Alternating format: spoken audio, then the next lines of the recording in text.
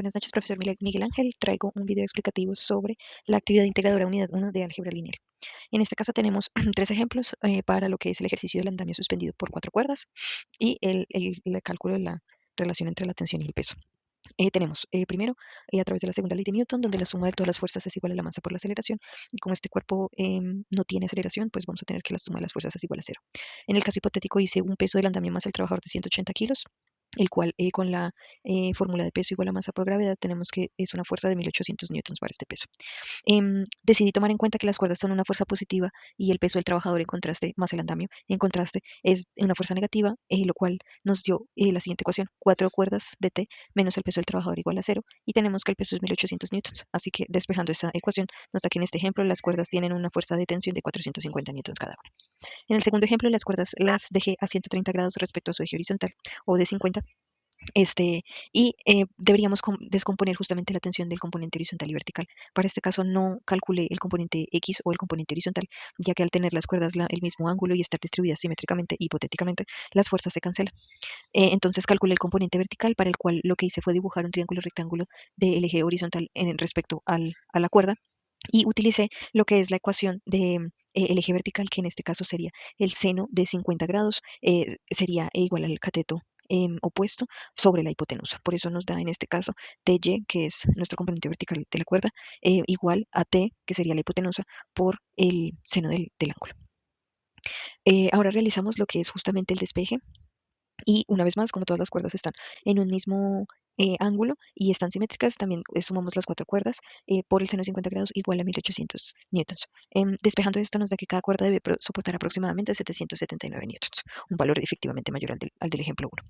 Y este último ejemplo lo hice como por crear un caso hipotético y tal vez tener un caso un poco más complejo: dos cuerdas a 70 grados y dos cuerdas a 50 grados, donde ya sí debo calcular componente horizontal y vertical, ya que pues las cuerdas ya no tienen esa simetría.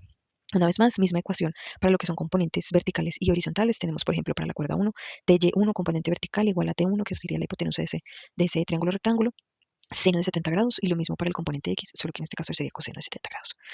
Realicé lo que es la siguiente ecuación. Tenemos dos cuerdas de 50 y dos cuerdas de 70, así que las asocié y reemplacé el seno de 70 y de 50 grados, y nos da lo siguiente: dos cuerdas de 50 por el seno de 50 grados más dos cuerdas de 70 por el seno de 70 grados igual a 1800.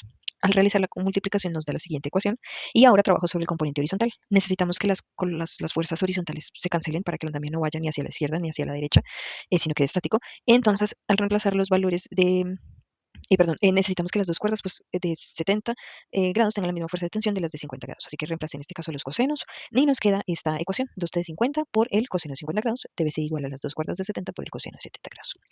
Simplificando, cancelé los números 2 cuando hacemos la división por el 2 de ambos componentes, ya que se encuentran el 2 a la izquierda y el 2 a la derecha, y luego realizo el despeje de la cuerda de 70, la cual nos indica que queda 1.88 veces la fuerza de tensión de las cuerdas de 70 grados.